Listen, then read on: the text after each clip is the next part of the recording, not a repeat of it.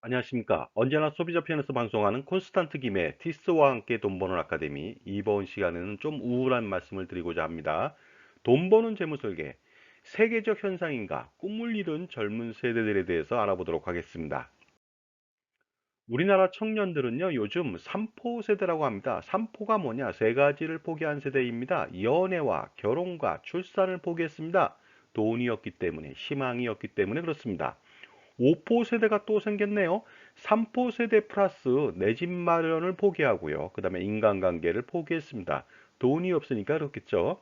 거기다 7포 세대도 등장했습니다. 5포 세대 플러스 꿈과 희망마저도 없습니다. 그래서 지금은요, M4 세대가 되겠습니다. 그래서 무엇을 더 이뤄야 할지 잘 모르겠습니다. 그런데 중요한 것은요, 이렇게 포기를 많이 하다 보면 번식에 실패합니다. 그러면 멸종이 되겠죠. 출산에 대한 인식의 변화가 요즘 굉장히 좀 바뀌고 있는데 두렵습니다. 왜냐면요, 예전에는 육아 환경이 힘들어서 출산을 기피했는데 요새는요, 내가 결혼해서 아이한테 얽매이지 않고 나만의 삶을 즐기고 싶어서라고 변한 경우가 많이 있습니다. 이것은 설문조사를 통해서 나타난 건데요. 결국 뭐냐, 돈이 있는 사람도 자신만을 위해서 번식에 실패하고 돈 없는 사람은 아예 결혼도 못한다는 거, 이것이 가장 큰 문제가 아닐 수가 없습니다. 우리나라에 M4 세대가 있다면 일본도 예외는 아닙니다. 일본 청년들도요, M4 세대 비슷한 사또리 세대가 있습니다. 사또리 세다이라고 합니다. 사또리라고 하는 것은 그 불교 용어로 깨달음, 득도를 말합니다. 결국 뭐냐면요, 버블 붕괴 시대에 태어난 일본 청년들이요, 자동차, 사치품, 해외여행 등에 관심이 없고 돈과 출세에도 욕심이 없는 일본 청년들을 불러서 바로 사또리 세대라고 하는데, 그 스님처럼 무소유를 실천하는 세대다. 굉장히 좋아 보이잖아요. 하지만 무소유를 실천하는 세대가 아니고요. 무소유를 강요받는 그런 세대라고 볼 수가 있습니다. 중국에도 이러한 청년들이 있습니다. 바로 탕핑족이라고 합니다. 탕핑이라고 하는 것은요, 평평하게 누워있다. 베제라족이 되겠습니다. 결혼과 취업, 내 집 마련 등을 포기한 중국 청년을 말하고요. 열심히 일해도 희망이 보이지 않기 때문에 베제라로 버티는 그러한 중국 청년들의 무기력한 모습을 대변한다고 보실 수가 있을 것 같습니다. 미국도 예외는 아니겠죠. 욜로족이라든가 이런 경우가 많이 있는데 놀랍게도 미국 청년들 중에는요, 이러한 족도 있습니다. 파이어족이라고 합니다. 파이어족이라고 하는 것은요, 앞 글자로 파이낸셜, 인디펜던스, 리타이어 얼리. 그거 뭐냐면요, 바로 파이낸셜, 그 재무적으로 독립을 하고 결국 돈을 많이 벌었다는 거죠. 그 다음에 리타이어, 은퇴를 빨리 하겠다. 결국 뭐냐면요, 돈을 많이 벌어서 30대 중후반부터 40대 초반에 은퇴를 하겠다는 그러한 멋진 청년들이 많이 생겨나고 있습니다. 마치 퍼큐머니라고 합니다. 퍼큐머니라고 하는 것은 뭐냐면요, 경제적 자유를 말합니다. 돈으로부터 자유를 얻은 세대를 말하는데 미국 청년들의 어떤 의욕이 보입니다. 그런데 이러한 청년들이 삶을 포기하는 그런 어떤 세대로 전락한 이유는 무엇일까요? 알아보도록 하겠습니다. 대표적인 것이 바로 청년 실업률의 증가다. 결국 의욕 상실로 이어졌다고 볼 수가 있습니다. 각국의 2010년도부터 2020년도의 실업률과 청년 실업률을 알아보도록 하겠습니다. 한국 같은 경우에는요, 10.1%가 바로 뭐냐? 청년 실업률입니다. 전체 3.6% 대비 거의 3배 가까이 되잖아요. 청년 실업률이 그만큼 심각합니다. 이탈리아는요, 전체가 10.6%인데 청년 실업률은요, 3명 중 1명, 34.4%가 청년 실업률에 시달리고 있습니다. 룩셈부르크 가장 GDP가 높죠. 그럼에도 불구하고 전체 실업률은 5.7%인데요. 청년 실업률은 17.6%, 거의 3배가 됩니다. 스웨덴도 잘 살고 있는데요. 전체 7.5%의 실업률인데 청년들은요, 무려 21.5%나 됩니다. 폴란드도요, 전체 실업률은 7%인데 청년 실업률은 바로 19.3%나 됩니다. 그런데 이에 반해서 일본을 알아보도록 하겠습니다. 일본의 청년 실업률은요, 2022년도 2월 달 현재 3.8%밖에 되지 않습니다. 독일은 2022년도 4월 달 기준으로 5.7%고요. 미국도 2022년도 5월 기준으로 10%가 안 되는 7.3%에 머물고 있습니다. 저는 청년 실업률의 발생 원인이 대학 진학률과 관계가 있다고 봅니다. 그렇기 때문에 2015년도 각국의 대학 진학률을 알아보도록 하겠습니다. 2015년도인데요. 한국은요, 68%가 대학에 가고 있습니다. 캐나다는 58%, 영국은 49%, 미국은 46%, 그 다음에 OECD 평균은요, 41%밖에 되지 않습니다. 거기다 놀라운 것은요, 일본은 37%, 그 다음에 제조업의 강국, 유럽의 강자죠. 독일은 28%밖에 되지 않습니다.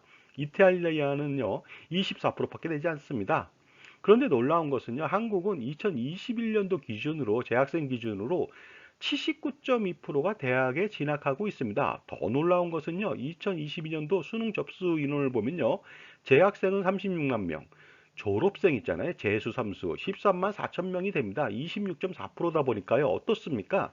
그 재학생이 79.2% 대학 진학하고 그다음에 졸업생까지 하신다면은 거의 100%에 육박하는 사람들이 대학을 진학한다.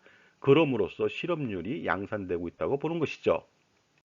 그런데 이처럼 왜 대학을 많이 가는 것일까요? 그것은요, 가구주 학력별 소득 분위를 보면 알 수가 있습니다. 보시는 바와 같이요. 초등학교를 졸업한다. 그러면요, 1분위, 2분위가 하위 계층이거든요. 거의 그쪽에 머물 가능성이 높겠죠. 거의 70%나 됩니다. 그 다음에 잘 사는 부류인 상위 20%, 5분위는 1.8%밖에 되지 않습니다. 중학교를 졸업했다. 마찬가지가 되겠습니다. 보시는 바와 같이 5분위는 23%밖에 되지 않습니다. 거의 중간을 유지하고 있죠.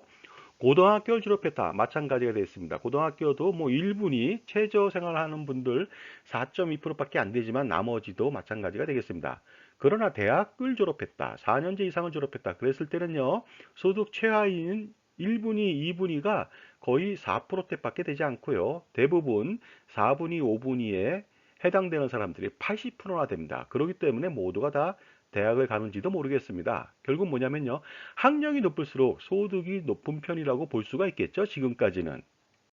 하지만 지금은요. 최악의 저출산 시대를 맞이하고 있습니다. 보시는 바와 같이요. 우리나라 출산이 1960년도에는 6명 정도를 출산했거든요. 근데 지금 2020년도 기준으로 본다면요. 1인당 0.837명밖에 출산하지 않습니다. 이렇게 출산율이 저조하다 보니까 한 가정에 아이가 한 명도 채 되지 않습니다. 그러다 보니까 모두 대학생을 만들고자 하는 부모님들의 열망이 있겠죠. 그래서 모두가 대학생이 됩니다. 그런데 중요한 것은 모두가 대졸자가 된다면 모두가 소득의 최하위 1분위부터 최상위 5분위까지 모두 골고루 분포될 것으로 판단합니다. 결국 뭐냐면요. 대부분이 가난해질 수 있다는 것이 되겠습니다. 특히 2021년도 세계 인적자원 경제인력 지수를 보면요. 교육과 직업 연계성이 OECD 주요 30개국 중에서 대한민국은 꼴찌입니다.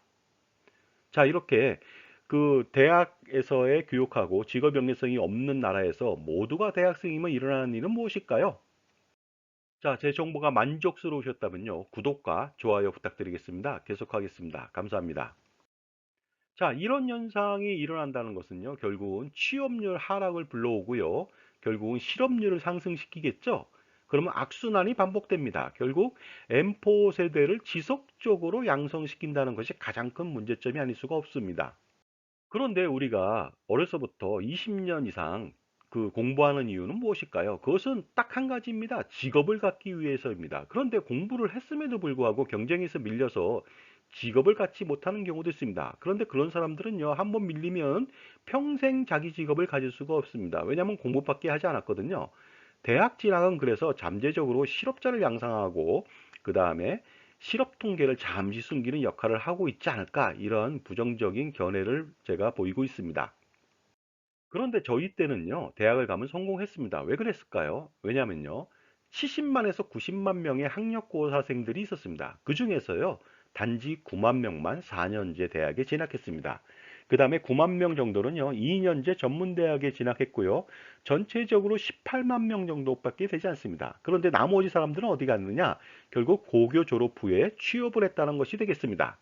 각자 맡은 일을 했죠. 그러다 보니까 모두가 성공하는 삶을 가져가고 있습니다.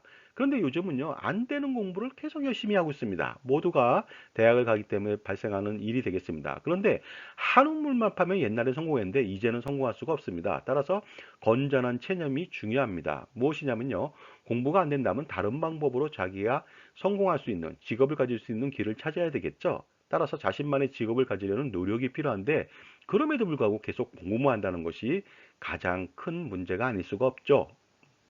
자, 일본 사람들은요, 중학교 졸업자나 고등학교 졸업자가 굉장히 많습니다. 왜냐하면요, 어려서부터 직업을 갖고자 하는 열망이 있습니다. 중졸인 어부, 만 15세도 안 된 아이가 연봉이 1억 원입니다. 그런데 우리는요, 모두가 대학을 가기 때문에 취업 레드오션에 걸려서 직업을 모두가 가질 수 없는 그런 황당한 그런 환경에 놓여 있습니다. 일본 사람들이요, 영어를 못하는 이유 아십니까? 그것은요, 공부를 많이 못해서입니다. 왜냐하면 중학교 졸업자, 고등학교 졸업자가 많기 때문에 그렇습니다. 물론 발음이 나쁜 것은 별도입니다. 근데 우리나라 같은 경우에는요, 한국 사람들이 OECD 국가 중에서 영어를 꼴찌하는 이유가 있습니다. 그것은 뭐냐? 가장 많이 영어 공부 시간과 돈을 들였습니다. 그럼에도 불구하고 잘못된 교육 방법으로 꼴등을 했다. 이것은 굉장히 시사하는 바가 크죠? 결국 한국의 청년들은요, 잘못된 교육의 희생양이고요, 잘못된 부모님들의 열화와 같은 성의의 피해자가 될 수가 있습니다. 결국 한국 청년들이 잘못된 길을 가고 있습니다. 잘못된 교육 결과로 한국 청년들의 자신의 잠재적 능력을 발휘하지 못하게 만들고 있다는 뜻이 되겠습니다. 그래서 지금이라도 자신만의 직업을 가질 수 있게 만드는 자신만의 공부를 해야 됩니다. 예전에는 이런 말이 있습니다. 실패한 사람은요, 재능이 없다고 말하고 성공한 사람은 열정이 있었다고 말합니다. 하지만요, 열정보다는 재능이 더 중요합니다. 왜냐하면요, 보시는 바와 같이 공부에 재능이 없는데 계속하는 것은 불행이자 최악의 결과를 초래합니다. 어떤 사람은요, 대학교 시절부터 30여 년 동안 사법고시를 준비한 사람도 있습니다. 결국 실패했죠. 그러다 보니까 50대 중년을 맞이했습니다. 이런 사람들도 있다는 것이 되겠습니다. 그래서 공부를 못하는 사람들도 사실은 공부에만 재능이 없을 뿐 다른 분야에 남다른 재능이 있을 수 있습니다. 따라서 그 길을 갈 수 있도록 도와줘야 됩니다. 육상 경기에는요, 100m 달리기만 있는 것은 아닙니다. 달리기를 못하더라도 투포환이라든가 마라톤이라든가 높이뛰기라든가 멀리뛰기를 할 수도 있지 않겠습니까? 이러한 잘못된 교육의 결과로 M4 세대가 나타났고요. M4 세대의 특징은요, 한탕주의가 만연될 수 있는 리스크가 있다는 것이 되겠습니다. 그래서 젊은이들이요, 비트코인에 투자, 투기하고요, 영끌 투자, 투기를 하고요, 아니면 다단계에 빠지는 경우도 많이 있습니다. 취업을 못한 청년들이 마음이 급하고 욕심이 가하면요, 대박을 노리게 되거든요, 짧은 시간에. 이럴 경우에는요, 사기를 당하기가 쉽습니다. 왜냐하면 이런 사람들 옆에는 항상 사기꾼이 접근하기 때문에 그렇습니다.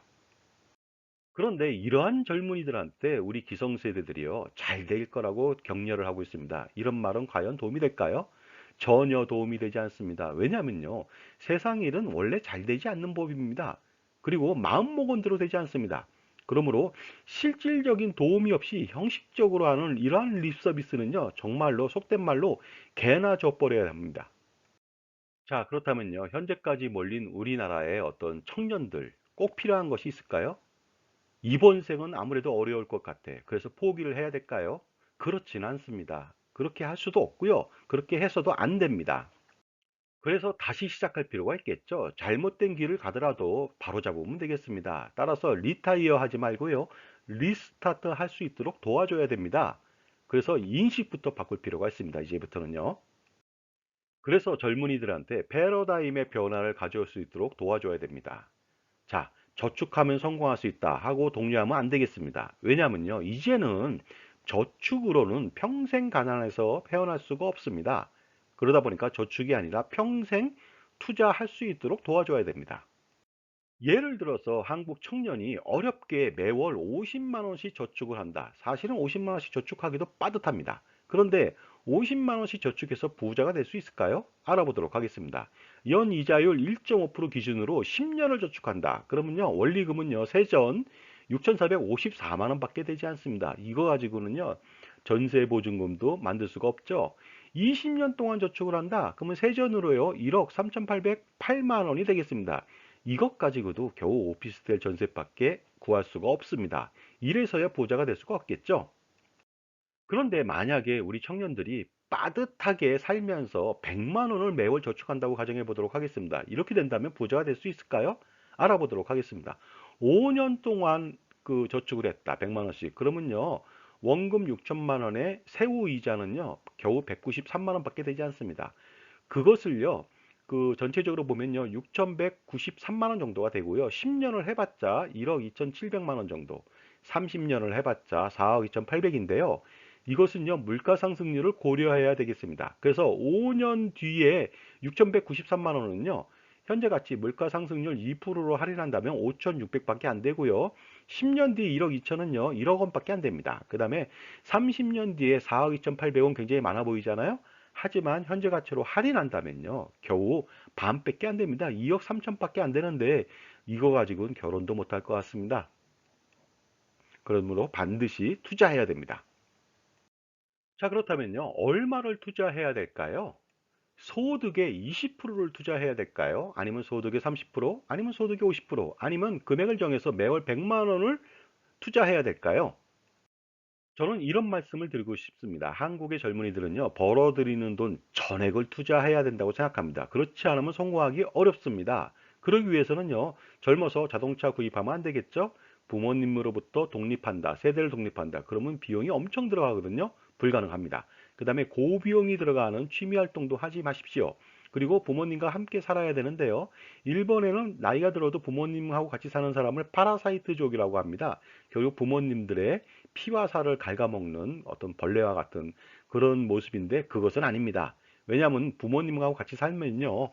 고정 지출과 변동 지출 최소화시킬 수 있고요. 투자를 위한 가처분 소득을 극대화시킬 수가 있습니다. 예전에 이런 말이 있잖아요. 가난한 사람은 쓸 돈을 먼저 정하고 나서 남는 돈이 혹시라도 있으면 저축한다. 그러나 부자가 될 사람은요. 저축과 투자 금액을 미리 정합니다. 그 다음에 약간의 남는 돈이 있다. 그것으로써 허리띠를 졸라매고 소비한다는 점을 반드시 기억할 필요가 있습니다. 자, 요즘 물가가 비쌉니다. 인플레이션을 극복할 수 있는 방법은 무엇일까요? 간단한 예를 들어 보겠습니다.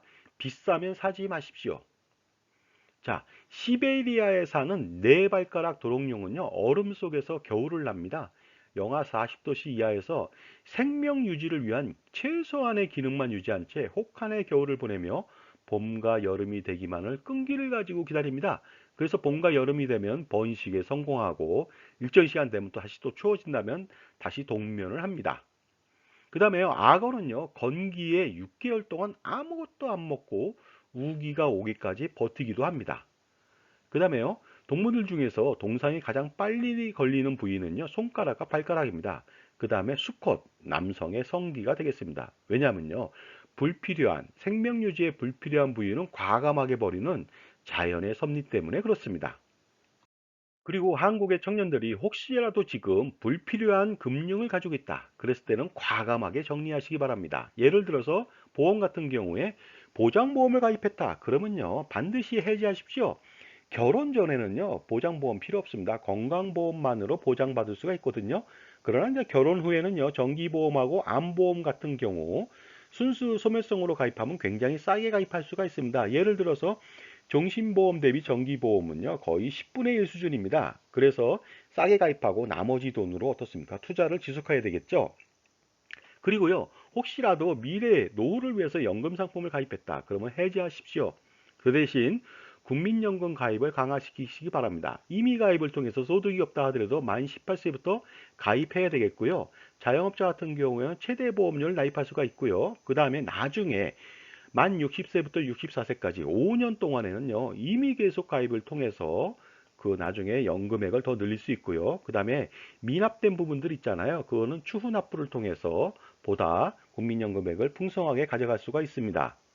그 다음에 IS 같은 그런 상품들은 가입하지 마십시오. 해지하시기 바랍니다. 겨우 5년 동안에 200, 300의 뭐 이자에 대해서 비과세를 해주는데요. 그것보다는 투자 상품으로 교체해서 지속적으로 투자하십시오. 그래서 주식 채권 펀드보다도 대체 투자 상품이라고 해서 AI 투자 상품들의 눈길을 돌리시기 바랍니다. 그 다음에 주택 마련을 위해서 급급할 필요가 없습니다. 투자를 지속해서 자산을 축적하는 것이 더 중요합니다. 그렇게 된다면은 그 자산으로 미래에 주택을 구입할 수도 있고요. 더 중요한 것은요, 요즘은 애를 한 명만 낳잖아요. 결혼한다 그러면 양친으로부터 주택 두 채를 상속받을 수 있는 어떠한 행운도 가져갈 수가 있습니다.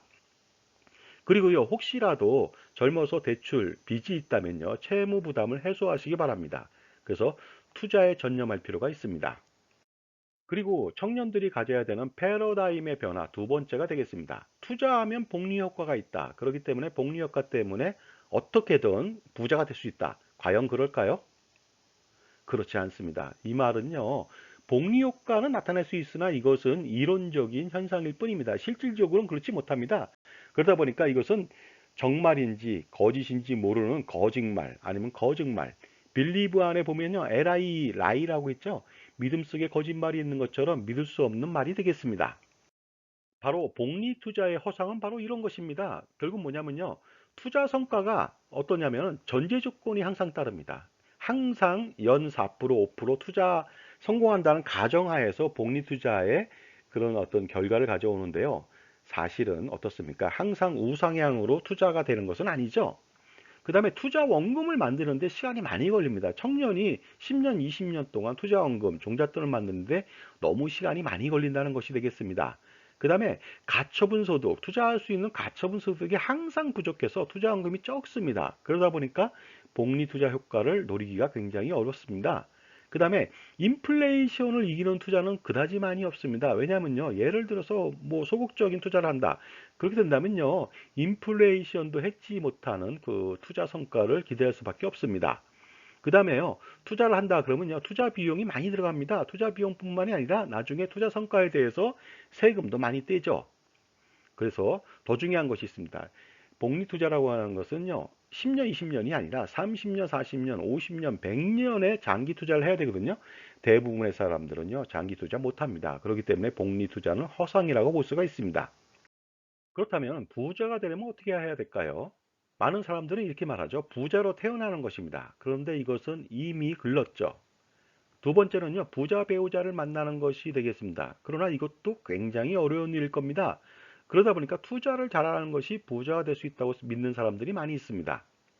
그런데 어떻게 하면 투자 수익을 극대화시킬 수가 있을까요? 투자 수익이라고 하는 식은 이렇습니다. 투자 원금 곱하기 어떻습니까? 1 플러스 투자 수익률의 투자 기간의 자승이 되겠습니다. 결국 뭐냐면요. 투자 원금도 커야 되겠고요. 투자 수익률도 커야 되겠고, 투자 기간도 장기간에 걸쳐야 되거든요. 이 세 가지가 삼위일체가 돼야만 부자가 될 수가 있겠죠. 그러나 저는 이런 삼위일체 중에서 투자 원금이 가장 중요하다고 생각합니다. 왜 그럴까요? 알아보도록 하겠습니다. 투자 원금 1억 원 가진 사람은요, 연 12%에 10년간 투자를 한다. 그러면 3억 1천만 원을 모을 수가 있습니다. 그러나 투자 원금 100억 원 가진 사람은요, 연 12%가 아니라 연 2%에 10년간 투자하더라도요, 무려 121억 원을 모을 수가 있고요.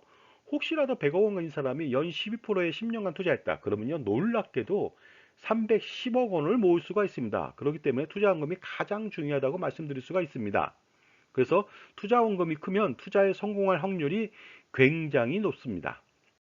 그러므로 좀 바뀌어야 되겠죠. 부자가 되려면 부자로 태어나거나 부자 배우자를 만나거나 이것은 애초부터 힘들죠. 그런데 투자 원금을 크게 만드는 것, 이것에 주력할 필요가 있겠죠. 그리고 투자를 해야 되겠습니다. 다양한 투자처를 활용하죠. 전통적인 주식, 채권, 펀드, 부동산에서 AI 투자라고 해서 얼터네이티브 인베스트먼트, 대체 투자로 예를 들어서 미술품에 무슨 뭐 렌탈 투자를 한다든가 부동산 특수 경매 투자를 한다든가 기타 돈이 될 수 있는 갖가지 투자를 주력해 보시기 바랍니다. 그렇다면 투자 원금을 조기에 크게 만드는 방법은 무엇이 있을까요? 그것은요, 자신의 가치를 높이는 일들에 매진할 필요가 있습니다. 결국 뭐냐면 자기 개발을 강화시켜야 된다. 이것은요, 좋은 투자처와 투자 기간보다 훨씬 더 중요합니다. 왜냐하면 투자 원금, 자기 월급, 연봉을 높이는 길이기 때문에 그렇습니다. 그래서 다양한 소득원을 미래에 가져가는 것이 되겠습니다. 자신은 놀거나 휴가 가거나 자고 있는데 끊임없이 소득이 다양하게 창출되는 환경을 만드는 것이죠. 결국 뭐냐면요. 급여 소득뿐만이 아니고 이자, 배당 소득, 자본이익, 임대소득, 피라든가 커미션, 인세라든가 저작권료, 강의료라든가 다양한 수익 창출을 할 필요가 있겠죠. 이것은 자기 개발을 통해서만 가능합니다. 그리고 시드머니라고 하는 조기에 종잣돈을 만들어야 성공할 수가 있습니다. 그런데 조기에 종잣돈을 만들기가 굉장히 어렵잖아요. 따라서 부모님께 돈을 빌릴 수도 있고요. 부모님께 사전 증여를 받아서 창업자금 증여 특례를 활용할 수도 있습니다. 창업을 하는 경우에 5억 원까지는요, 증여세가 없습니다. 30억 원까지 받았을 때는요, 5억 원 빼고 25억 원에 대해서 10% 2억 5천만 원의 낮은 증여세 얼마를 물면 되다 보니까요. 뭐 물론 이제 뭐 돈이 있는 부모님한테는 받을 수가 있겠죠. 그 다음에 결혼을 빨리 하라고 권하고 싶습니다. 왜냐하면 혼자보다는요, 둘이 돈을 더 좀 많이 빨리 크게 모을 수 있기 때문에 그렇습니다. 자, 그동안 잘못된 길을 걸어왔기에 돌이킬 수는 없지만요, 다시 시작할 수는 있습니다. 그러나 쉬운 일은 없습니다. 공짜 점심도 없습니다. 목표를 가지십시오. 자기 개발 등에. 하지만 이거 굉장히 어렵거든요. 그럼에도 불구하고 지속적으로 정진할 수밖에 없습니다. 물론 굉장히 힘들 겁니다. 그리고 우리 젊은이들이 인생을 살아감에 있어서 경험이 미천하다 보니까요. 다양한 경험과 객관적이고 그다음에 전문 지식이 있는 자산관리사를 반드시 곁에 두고 조언을 들으면서 재무적, 비재무적인 어떤 성공을 가지시기 바랍니다. 우리 부모 세대는 그런 분들이 없죠. 옛날에 보면은요. 연예인들이 매니저가 있는 사람이 거의 없었잖아요. 하지만 요즘은 전부 다 매니저가 있죠. 이것은 마치 골프를 아무리 잘 치는 타이거 우즈 선수라도 캐디와 코치가 있는 것과 마찬가지가 되겠습니다. 캐나다 속담에 이런 말이 있습니다. 친구 3명을 두라고 합니다. 그 친구 3명은 변호사, 회계사, 자산관리사인데요. 변호사는 자주 만나면 안 되겠죠. 왜냐하면 소송이 실무되면 안 되겠죠. 회계사도 마찬가지지만 자산관리사는 매일 만나야 됩니다. 왜냐하면요, 매일같이 투자 결정해야 되고요, 재무설계, 자산관리 해야 되고, 세금 줄여야 되거든요. 그래서 나만을 위한 자산관리사, 항상 투자와 재무설계, 그리고 인생의 멘토가 되는 이러한 자산관리사를 옆에 두어야만 성공하는 삶을 누릴 수 있을 것 같습니다. 자, 지금까지 M4 세대라고 불리는 우리 청년들의 고달픈 현상에 대해서 알아봤고요. 그 다음에 이겨낼 수 있는 방법을 함께 모색해 봤습니다. 감사합니다.